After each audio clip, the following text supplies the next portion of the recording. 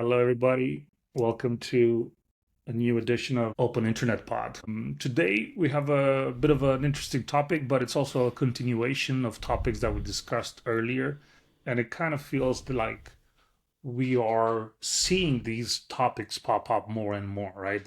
Yep. Every week there's some variant of it, some variation of it coming up. And this week we had, on Monday, we had Barry Silbert from Grayscale Yep. posting that the privacy area in crypto has officially begun. And that's pretty interesting because, people like Barry don't really go public about something unless they've already made their bets. Yeah. So I'm sure he's sitting pretty comfy on some position, and now he's ready to, to start building the narrative. Yep. This is great news for everybody because it shows that, people are maybe not just morally positioned for it, but also economically positioned for it, which is always nice to have because it gives them an extra push. And it's also good for Sato. So today I thought we'd chat about this new rally around privacy. Yep. And let's see if we can separate the wheat from the chaff and figure out what's what. Are you up for that, Richard? Absolutely. I mean, I've certainly been getting more and more on various feeds covering privacy. Like you see, it's just been trending topic broadly. And I'm not surprised because we've seen, we've been covering it and talking about it here. We've seen an increase across the board in both corporate and government activity that really impact privacy in a bunch of ways. And so I think people are starting to move their conception of privacy as a kind of, the people who think about that sort of thing are telling me I need it, to feeling the impact of losing their privacy in certain ways, and are starting to, actually think, well, maybe I should act on this, or like, what are my options, right? Instead of thinking of it as like, oh, I should do that, but not really kicking in. So I think there's a big feeling of a change happening on that front. I think people are being more and more aware of this herding process. Like you really are starting to feel like you're being herded towards an enclosure, right? And you're trying to to just not end up in that situation, right? Well, I think also what's happened is like people for a long time have been complaining about ads tracking them and that kind of thing. But it's been this sort of singular experience. So like when I'm on socials, if I just bought kitty litter, I get advertised cat toys, right? And the people are starting to notice this is a bit creepy. But it goes away. When you're offline, it goes away. When you're doing other things, it goes away. I think what's starting to happen is it's pushing into a whole lot of different aspects of people's lives, not just, the ad placement in their feeds and so forth. And so they're really starting to feel, a little bit more strongly about it. And I think, it coalesces with other things like general security, but I think people are actually starting to feel like it's going beyond, the kind of this little sliver of their internet life to, wow, this is getting kind of broad, and it's starting to hit me in different ways I didn't anticipate. And that's what's causing, I think, an acceleration or an amplification in people's very genuine concerns about privacy online and off. Exactly. And if we're to, think of, like we said in the title, privacy as the new moat, I think we should also understand that there are several types of privacy, right? You have not having to disclose your identity, keeping the contents of a conversation private. And then you have the harder one, which is protecting metadata. Who is talking to whom, when, how often, and through which system. Is that the right taxonomy? Yeah, I really like that. I mean, first of all, I love this idea of privacy as a moat, and actually like visualizing it like you're a castle and there's the moat around you.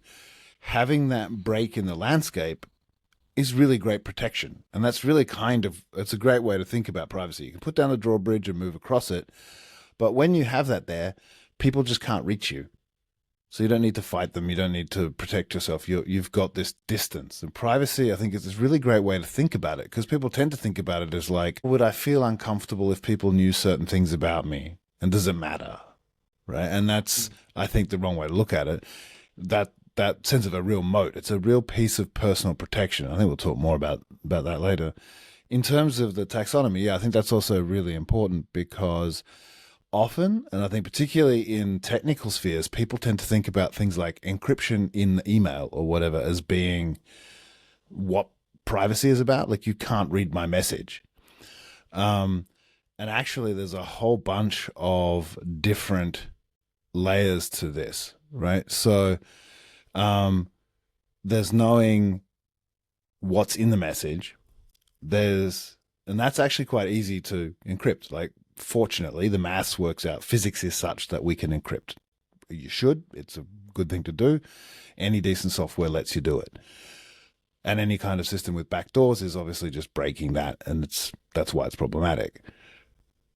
The next level, thinking about it from the bottom up, is that who's talking to who, right? And so that's obviously the thing. If our WhatsApp call or whatever is encrypted, but the carriers know I picked up and dialed and you answered, then you can still build social graphs out of that. You can still have a listening device in one end and know what the person at the other end said. There's ways in, and that's harder to obfuscate or control.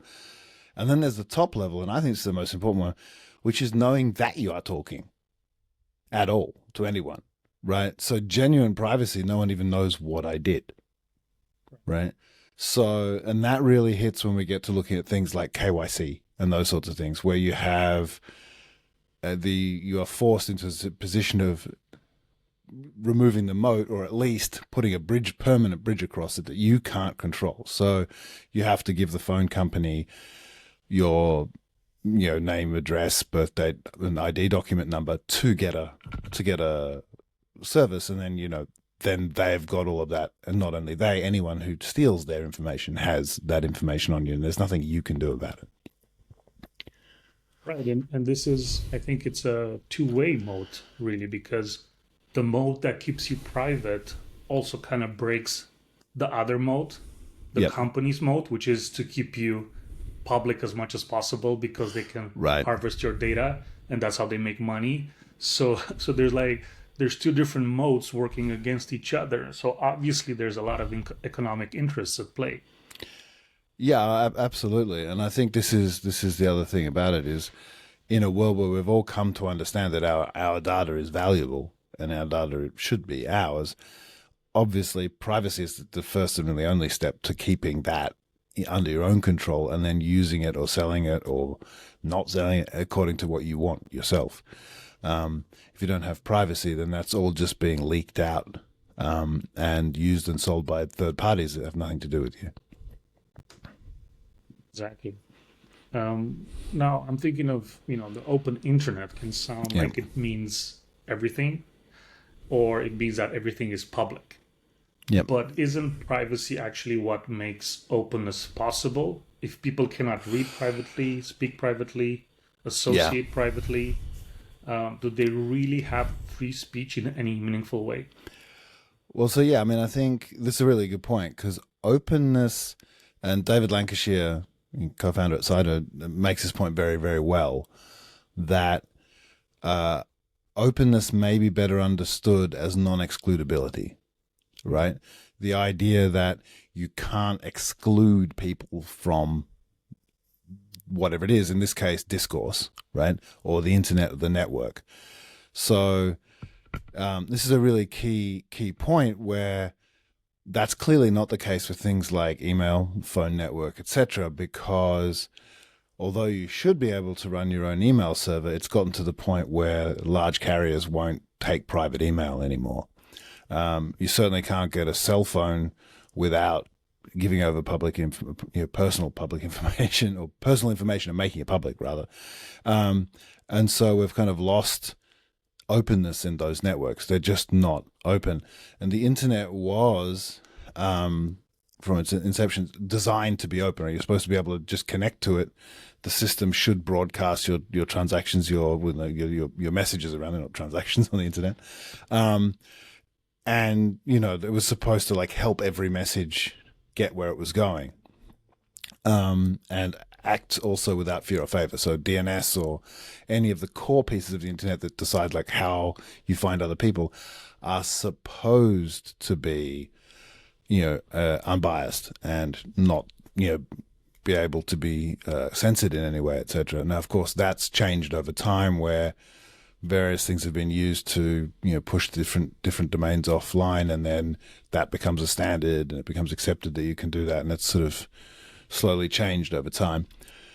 And so, yeah, open internet is, in fact, only enabled in some ways by privacy, right? Or it is synonymous with privacy, depending on how you see it. But you have to. What it means is anyone can join. In fact, you can join 10 times, and nobody can stop you or know that that's you that joined, right? So, an internet being an open place to say and speak and do what you want, associate with who you want to, etc., that requires privacy for a bunch of reasons. And there's all sorts. I mean, the very obvious example would be, a female sports nut from a culture that doesn't allow girls to do that kind of thing, right?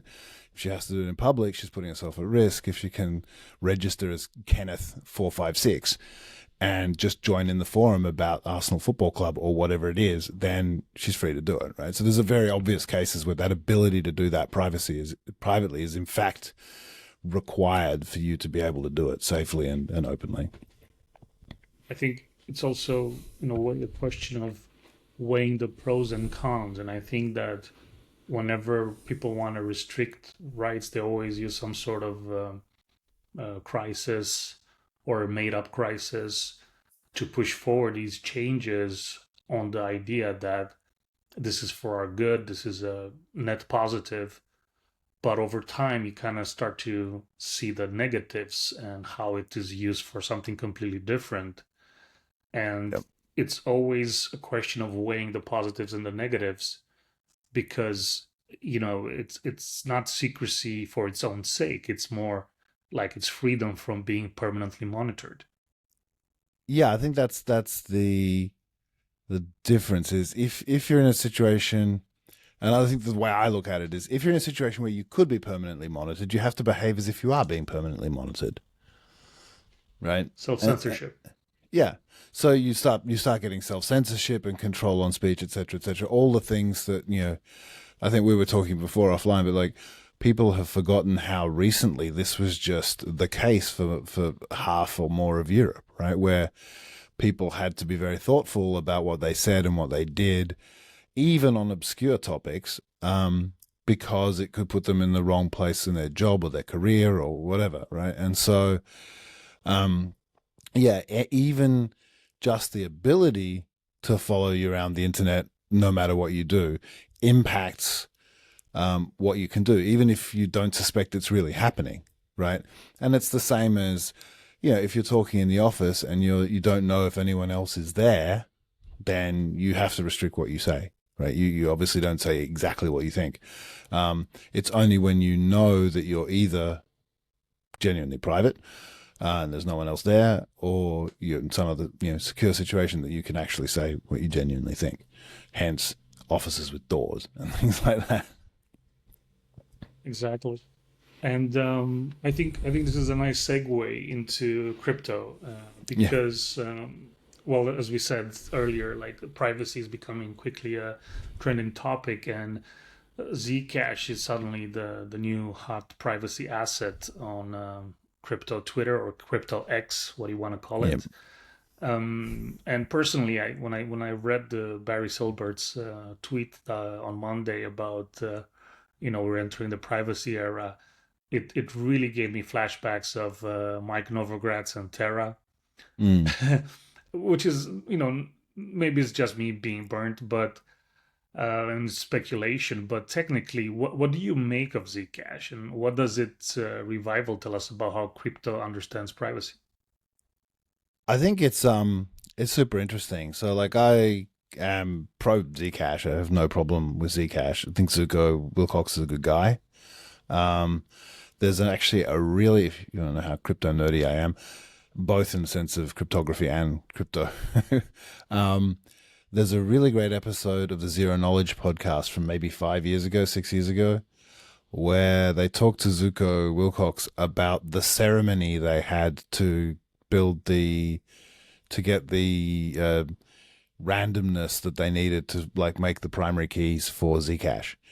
And they really went all the way. They got different people around the world that they trusted to buy brand new laptops, run software that, and then destroy the laptop just to generate the right numbers and stuff. And they like went all the way.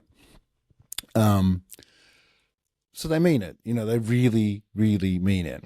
And Zcash does a very important thing in the crypto ecosystem in the same way that tumblers and other things do, in that it helps with one of those layers of privacy, right? Usually on a blockchain, if you make a transaction, a monetary transaction, if I send you money, that anyone who's watching your wallet, whether they know it's you or not, can see that my wallet, whether they know that that's me or not, sent the money, right? And so you can follow things around. There's pros and cons to that. I mean, it can make accounting really great. On the other hand, it makes payroll a pain in the ass, because how do you not show all of your employees who know where they got paid from what everybody else gets paid? So if you're doing crypto payroll in a small company, that's this sort of thing with Zcash actually really positive, and I would support using it for those purposes. So like technically and in its execution, I it's so well done that even with a really solid grasp of cryptography, I can't criticize it technically. Like it does what it does, and it does it effectively. I've got no sense that there's anyone going to like crack Zcash or anything. And if they do, it would almost certainly be an engineered, deliberate backdoor or something like that, or the cryptography fails for some reason.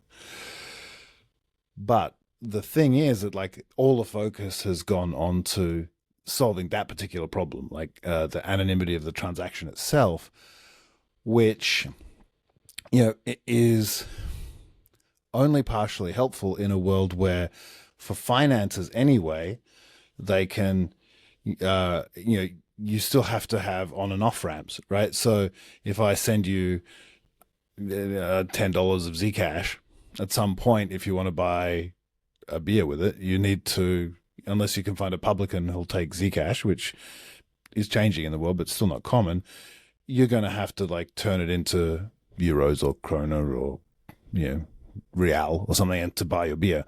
And at that point, you've re-entered the legacy system, right? So you're back where you were. And that's the constant struggle there with Zcash or those kind of privacy coins, because they're really only doing that. And the other side of it is they're therefore concentrating only on solving that problem, and they're not dealing with anything else to do that you'd be interested in if you're an open internet person, right? So if you're thinking about communication, if you think about all of those sorts of things, then those privacy tokens don't do anything for you, because they're only about obscuring the transaction. So they're not, they're hiding that little bit of metadata interaction, but in fact, you still have to dox yourself at the entry and exit points with the current system, and you can't really communicate in any way. You can send money privately, but you still have to use legacy systems of whatever kind to do that. So, for instance, if you want to raise money anonymously, Zcash would help, but you still have to like publicly go out and say all sorts of things. I mean, it's not really helping with the communication side of it. So in terms of the internet, well, okay, it solves the problem for a certain type of payment question, like if you did payroll, right? But it doesn't really help with the bigger problems, I think, for the internet, of how do you communicate openly, so that you still have the problem of having to hand over your documents on one end, and you still have the problem of how do you get into the system. So Right, and it's like two questions that pop to mind. The first question being, is this like a, and I don't expect us to have an answer to this, but it's just a question. Is this a way for them to maybe understand that the market cannot handle a more complex narrative, so they figure like this is a simple problem that everyone can understand, and we're solving that, and we're leaving the communication problem for someone else? Or is this just them thinking in legacy terms and trying to bring that mentality from the legacy systems into the blockchain world?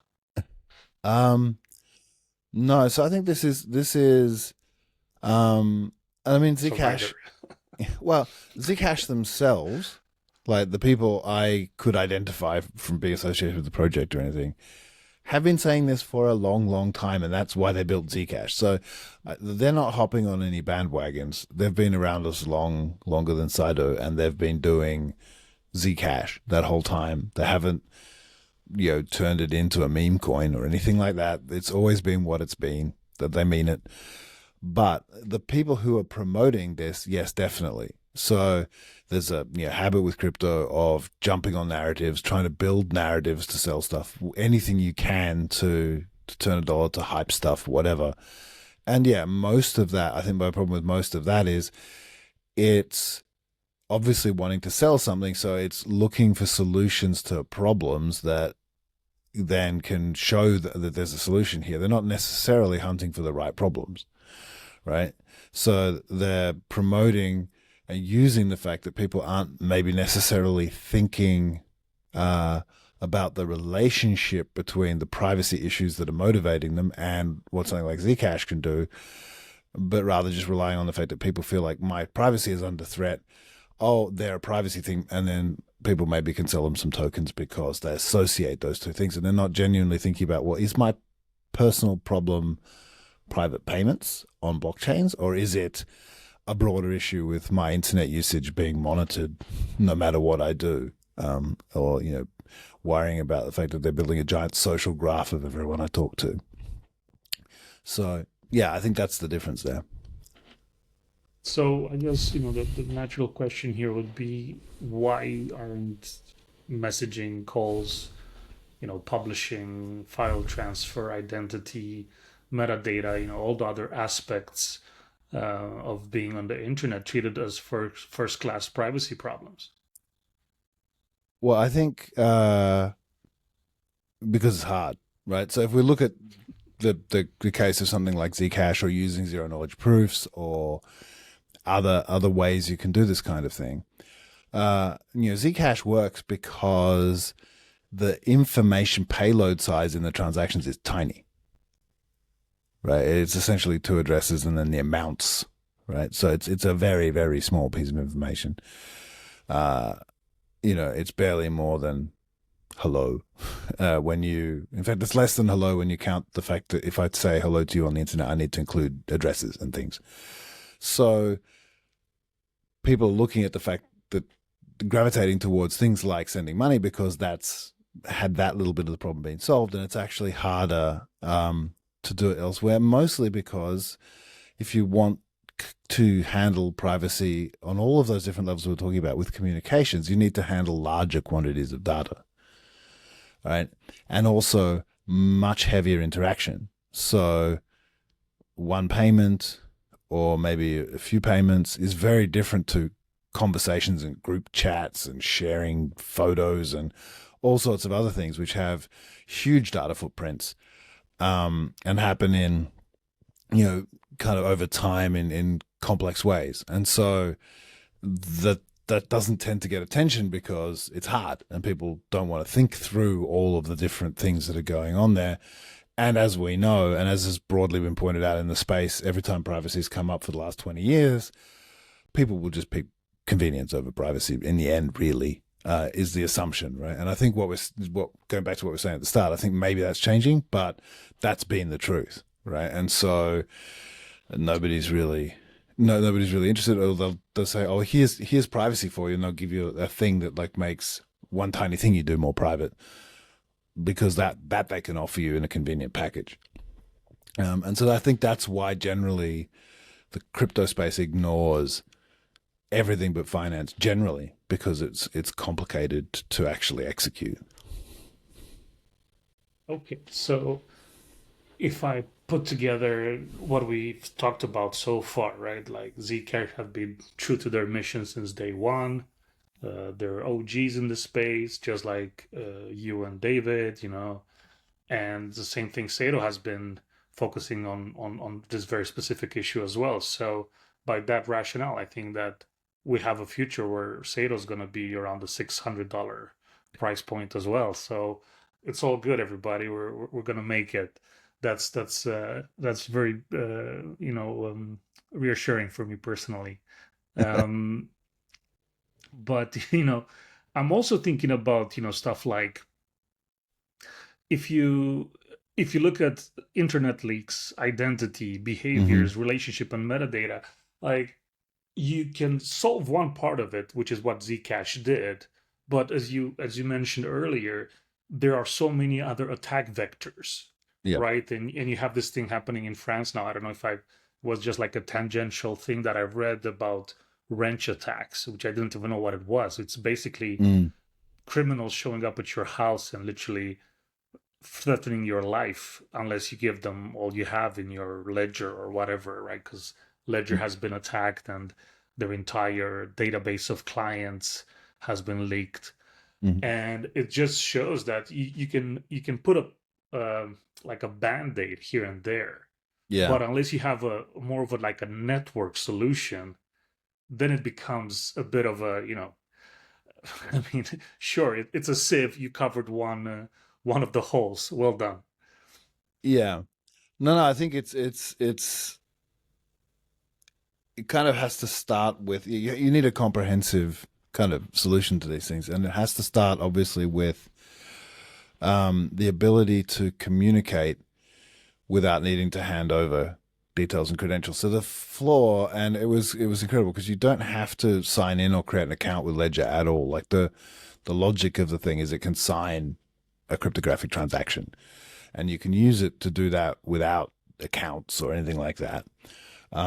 I actually don't know what the status is with updates and things, so I'm not fully versed on that. But they did the enshittification thing. They wanted to start upselling and doing different things, and so it became important in their minds to have a user customer database.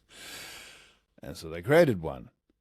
And what is going to be more enticing around the world than the user information for the people in crypto who have enough crypto to think to use a hardware wallet to secure it?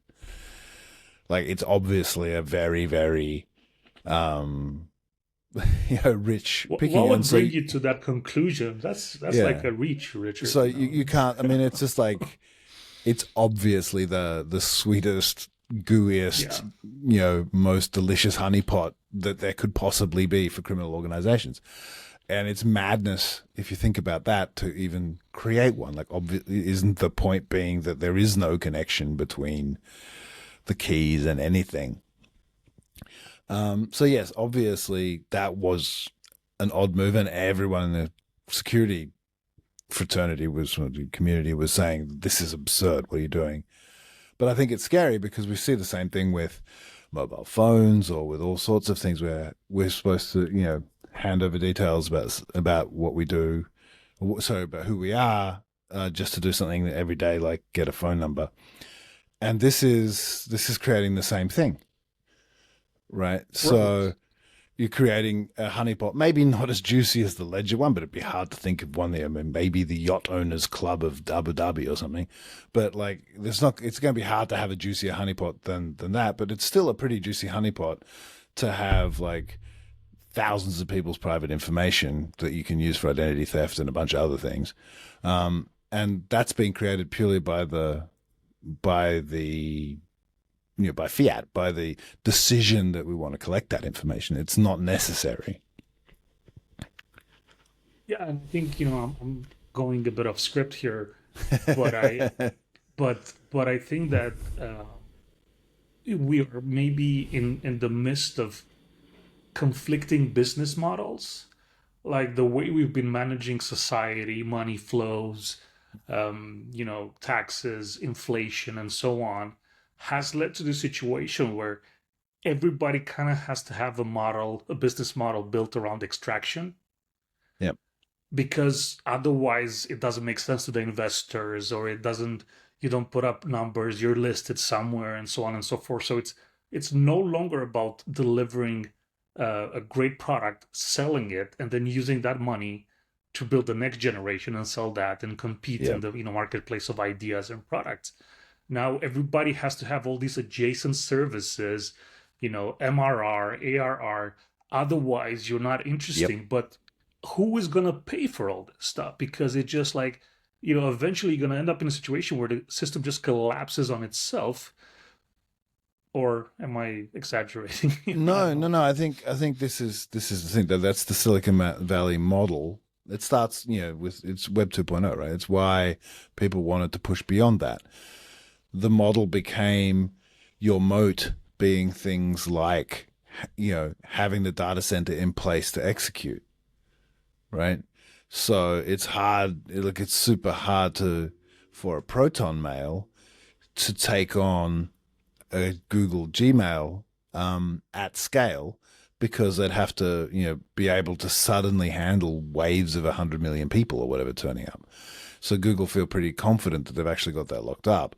Um, so, a group like ProtonMail have gone after a niche audience because they can services, etc. Because economies of scale and other things, they're not going to outcompete.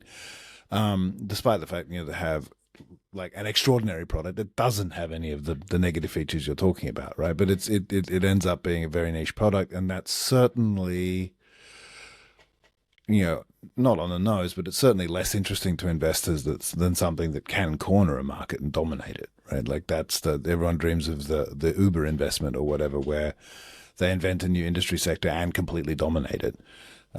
That's the hope. It's the Peter Thiel quote, right? Yeah, Competition is for losers.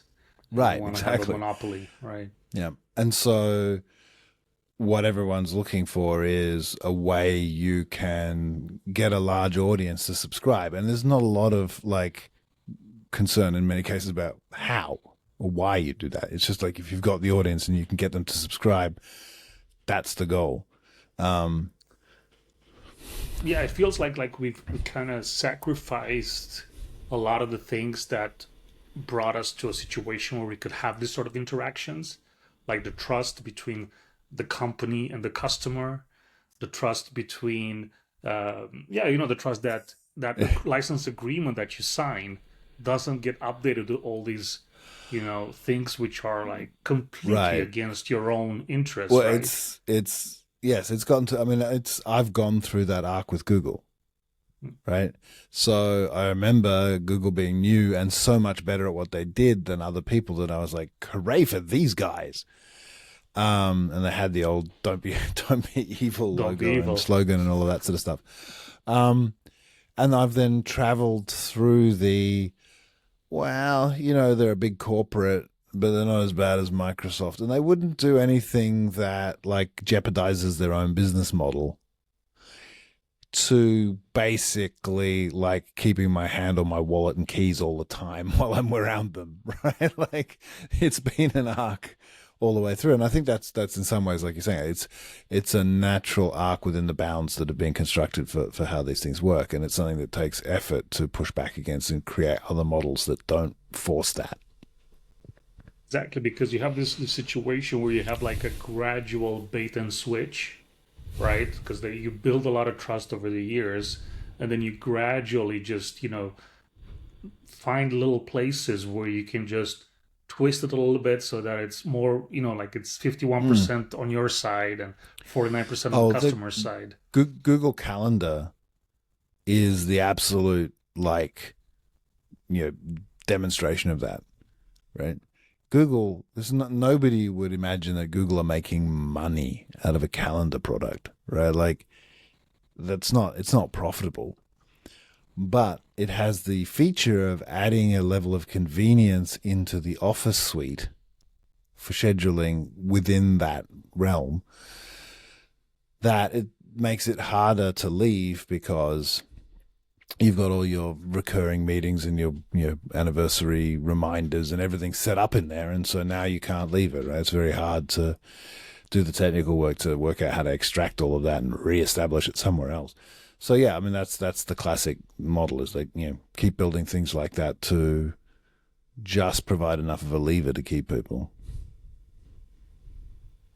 Yeah, and I think looking at all these different aspects and how convenience literally becomes this method by which you are literally uh, choking on cotton, as they say in Mm, Persia. The idea that this comfy life that you live in sinks you deeper and deeper mm, within this like cotton fields or like cotton balls, and eventually you get choked by it and you can't make it up. You cannot get up ever again. And it's just, I think the market, without realizing it probably, is looking for an alternative, like a real solution to this.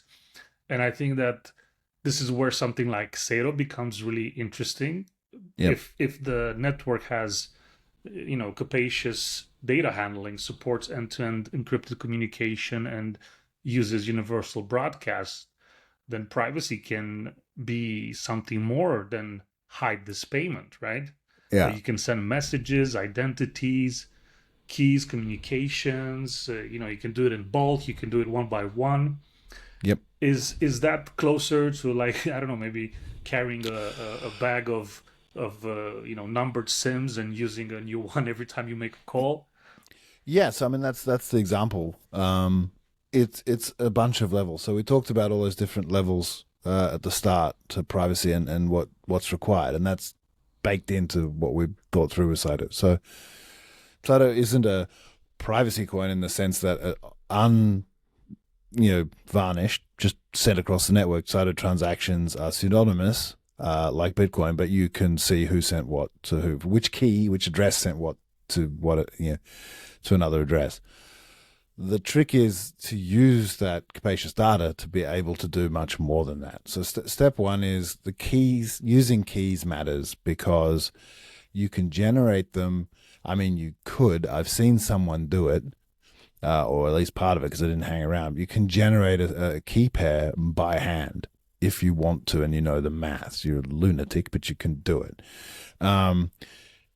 You can certainly do it with a calculator, and you can do it with your own computer, right? So there's a bunch of different ways. Now, obviously, what Saito does is make it super easy, and it makes it as hard as opening a browser window. But the point is, you don't even need to rely on us to get a Saito address, right? So they're essentially free, they're unlimited, and no one can stop you creating one. So the first thing you've done is you've prevented the need for that data handover, which also means anyone that can use this overall system in the end to build an app can, it does so in a way that doesn't allow for the data capture in the first place, because anyone can join because you only use keys as identity on the application. So once you've got that, you've kind of covered off the ability to be pseudonymous. But the trick is you can then use it for communication much more broadly because, like you said, universal broadcast, you can send a message to any key. No one can stop you doing that. So the trick is, if you really want to communicate privately with Saito, you can handle large amounts of data because what you can do is encrypt a stream and then hand someone 5, 10, 50, 200,000 addresses for you, numbered 1 to 250,000, and they can do the same back. So then you can send 1 or 10 or 200 messages on each one and then throw it away. So it's like having a bunch of SIM cards in a bag labeled 1 to 200,000, and every time I call you, right, I just look up the number that we're up to and call that number from a new SIM I put in my phone. And then at the end of the call, we both scratch that number out, throw the SIMs in the bin, and put the next one in. And then whoever wants to call each other the next time just uses that number. And that's completely secure. Mm-hmm. And no one knows what's going on. And because what we're doing is communicating, we're not taking money out of the financial system and moving it around. That can be completely secure. And it can avoid metadata, access, etc., because that can all be done inside encrypted transactions and encrypted itself. A message appears from an unknown address to another unknown address. It's encrypted, so no one has any idea what's going on with that. And I think that's really the key important thing if you want to give people toolkits to build genuinely anonymous tools, because that would allow, for instance, a media organization to provide addresses you could send stuff to that are just unique. Yeah, they could just spray them into the world.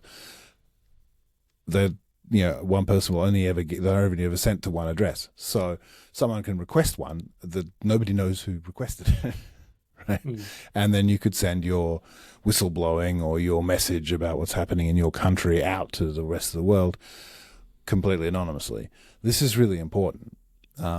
Similarly, if you're the girl who's interested in Arsenal for some reason, we were talking about earlier on in the podcast, you can just create an account the same way, right? You can just open an anonymous browser tab, create that key, memorize the seed phrase, and destroy it. And there's no evidence that Kenneth456 is you to anyone else. But if you want to continue that conversation at any time, you can go onto a completely random computer in a library, open up an incognito window, log in by using your key, have your chat, and then destroy it. This is really important. This allows genuine privacy. And I think it allows it in places that people haven't even thought of as well, like advertising, right? Even that case of feeling stalked around the internet, the ability to use temporary accounts frees you from that sense of being stalked, and it also means you can earn a little bit of money from advertising that you can use totally anonymously.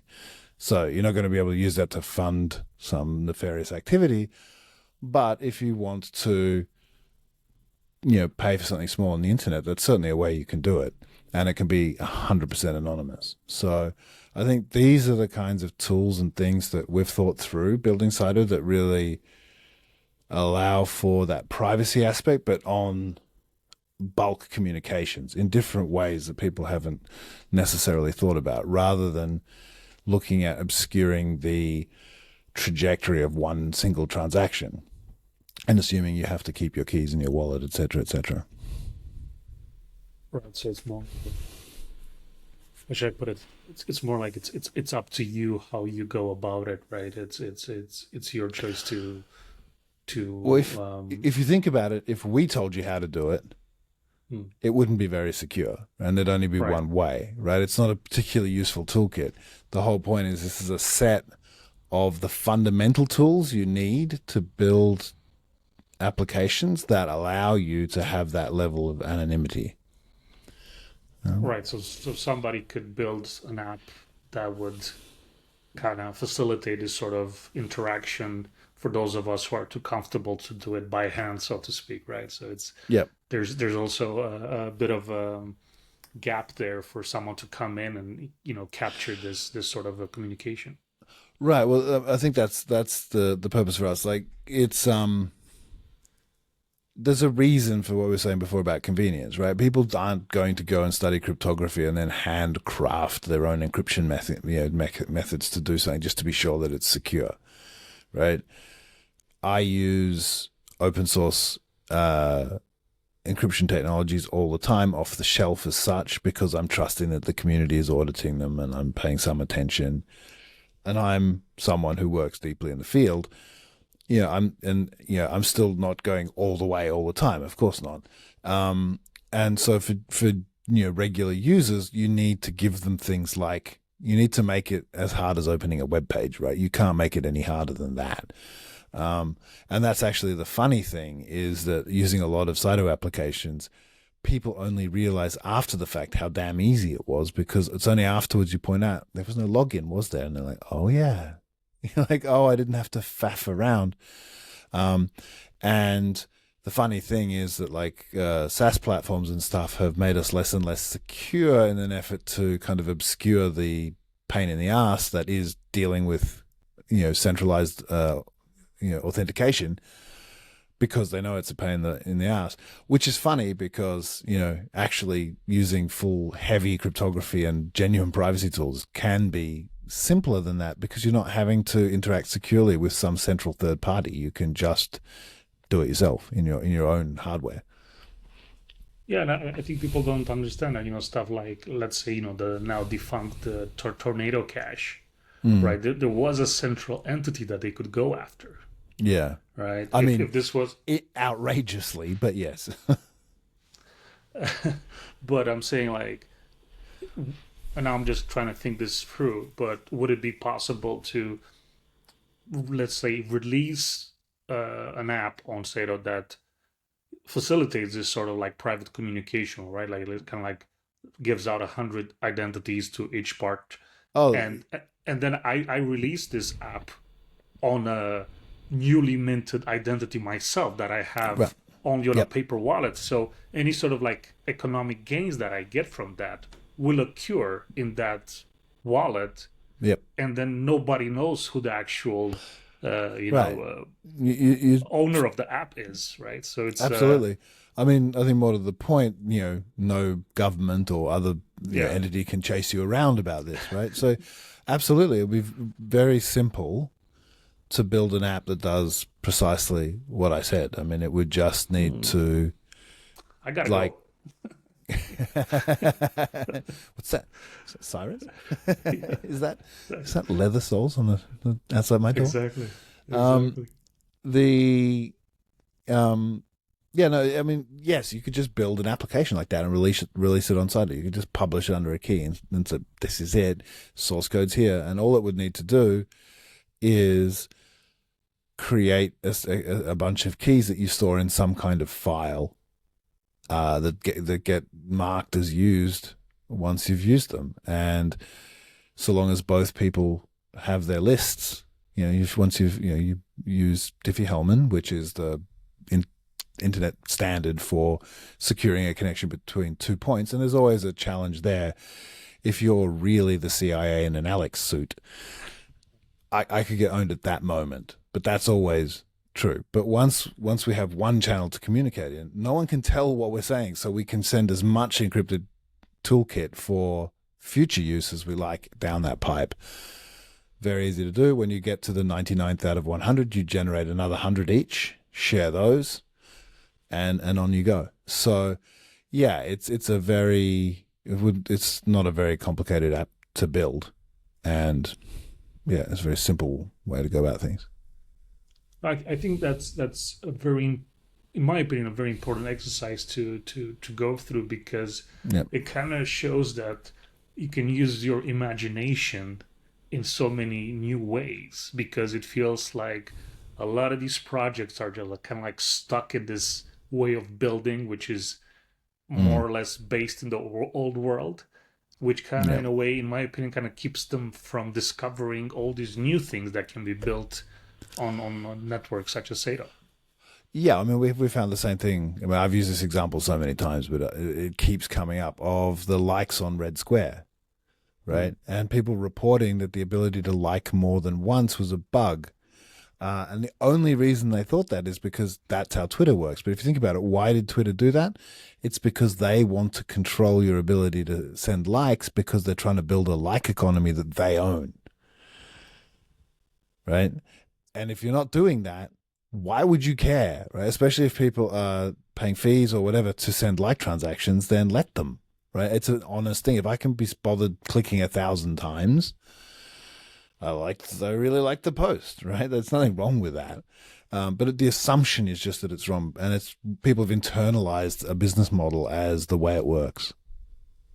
Right. And I think that if instead of likes or hearts, you would have had the, bits and flowers and diamonds, Yeah. then that would have made more sense, because that's the model that they have on Twitch and on TikTok, where you can just tap the screen and like 100 gazillion times, and each Right. tap is like 2-3 cents that you send to the.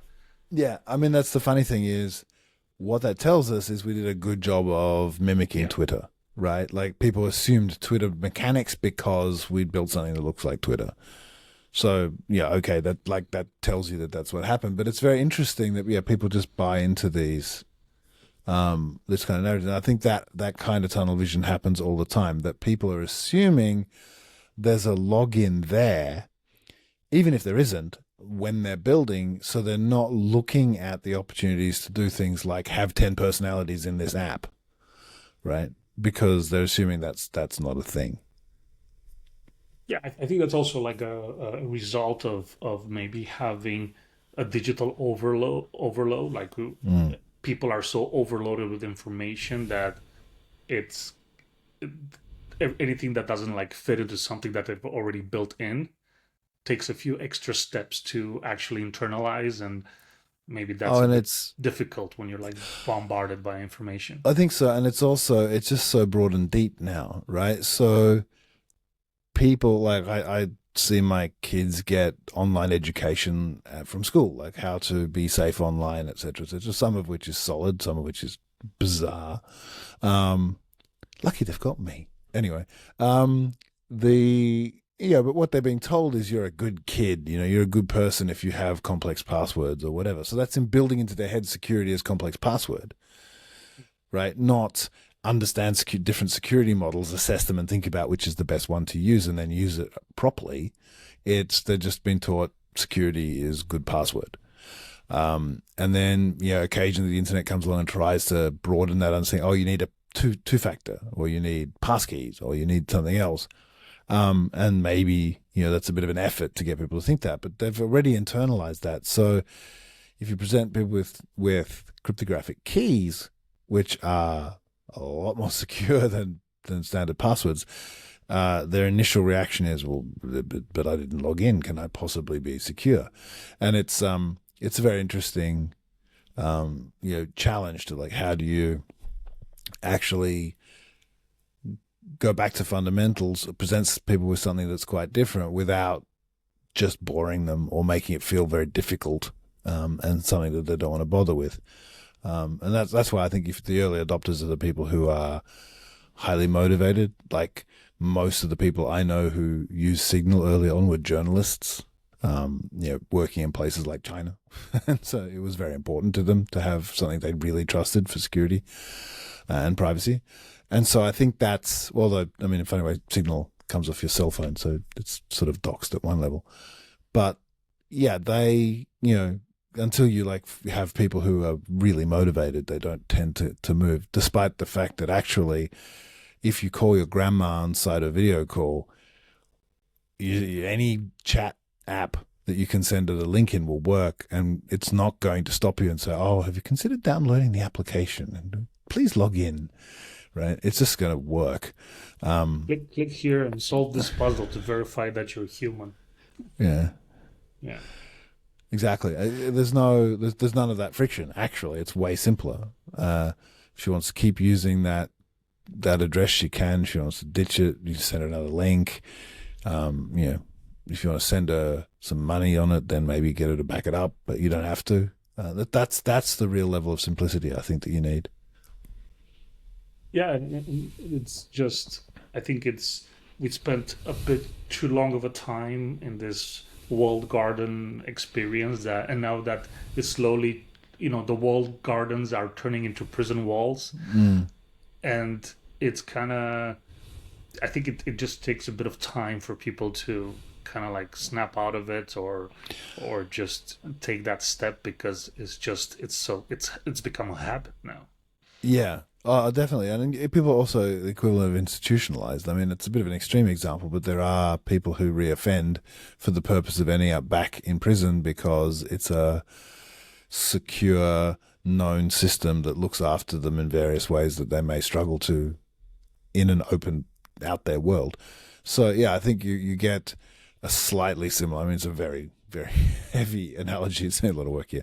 But there is an institutionalization behind the Web 2 patterns, and they have built everything out completely. Like, I've had this conversation with you about the web design and stuff, but even to the point that the major toolkits for building anything are produced by the companies that run these SaaS products. And so the icon sets and the button look and feel and the way apps are laid out by default, etc., is all based on toolkits that they use that push developers toward client-server centralized design patterns that make it very easy to get data from the central provider if you just use their API, and then they don't even worry about authenticating your users. Let us do that for you, right? And so the app developer suddenly ends up with no ownership of their user base, or they're paying 30% on any revenue. So this is a very well thought through, very well executed, complete system for Web 2, and for people to come along and try and challenge that, you have to bash through a lot of things that aren't just, I think some of it's overwrought. The difficulty of teaching people cryptographic key management and stuff. It's like, no, it's not. It's actually easier than managing a password. It's conceptually no harder, and mechanically easier in many ways. But that system is so complete, people are so used to it from developer level through to casual user that, yeah, shifting that super tanker is pretty difficult. I think maybe it's some of that shifting is being done by the sea right now, right? Because Exactly. That's a really good way to put it, actually. The tide is doing a lot of the moving for us right now. And I think that's true. Like, people are starting to see, like, and understand, oh, well, like, we don't want kids to be, using social media that damages them. So we'll put age verification on that. And then, oh, well, communications tools are really the same thing, so we need to put age verification on that. Oh, you can talk to each other on the communications channels in your game, so now we need age verification on that. And suddenly the game that you're playing has to have your personal details locked in, you're barely locked in a server somewhere. And, you have to give up all your details about the fact that you want to play whatever game it is. I think people are starting to see that, and that's starting to make them ask, well, why? yeah, I mean, just wait for one of these kids who, you know, doesn't get like the monthly government allowance because they play too much, CS:GO or whatever video game that Well, you're that playing right now, that right? or getting swatted, or having 1,000 pizzas turn up at your house because some kid who you shot in the back of the head playing Call of Duty decides they don't like you and is smart enough to hack the provider's DB and get your details, right? Yeah, I mean that's a very very bad outcome. But I'm thinking like Hmm. those are kind of like on the edges. But I think Yeah, that for example, I think I read somewhere about that in China you had like a hard limit on how much you can use something like the local TikTok or how much you can play a video game, they've and then it just they've kind of played get a hard with stop. yeah they've played with things like that. Um, and yeah, and then also just restrictions on those kinds of things, like, can you sign up for these things at certain ages and all sorts of stuff that, yeah, I think there's, sort of just, I think, growing concern as people realize, like, how intrusive this gets after a while. Because And restrictions are okay if we all agree to them, oh, I right? restrict myself. Like, Hmm. my productivity and mental health has gone up since I've realized, like, what tools there are internally to stop me from doom scrolling, right? Because it's Hmm. not productive. Um, and I'm susceptible, like any dopamine consuming creature, to the well crafted feed, right? It's a thing as an adult you need to learn to deal with, but you need to learn to deal with it. You can't be protected from it. But I think also, like, what you see is, yeah, as soon as these companies are starting to collect this information, there's also space for things like just resale of that information, because someone at the team there has the ability to access the database for whatever reasons. They just sell it, right? There's so many ways that kind of thing can happen, and then that can end up on Reddit or whatever. you know, um, this is Yeah, this no, is I'm not okay. exactly, and like you say all these things, and I agree with them, and I'm also thinking like one step further is that as long as we as a society or as a group of people decide on the rules and then Mm, we force them, that's okay. Nobody has anything against rules. It helps with so mm, many things. The problem is when this ability kind of ends up on the server side, so to speak, and the yep, clients have no say in it. They just yep. have to obey. Well, And that's as not an outcome we want. yeah, David and I were chatting the other day, and he made a really good point, because we're talking actually about deep Cyto consensus and how Cyto works on the inside, and the importance of who knows what in the system. And it suddenly occurred to me, like, actually, this is with openness and with the ability to have proper functioning public things, you need privacy. Because I was thinking about this episode, and even just something like an auction,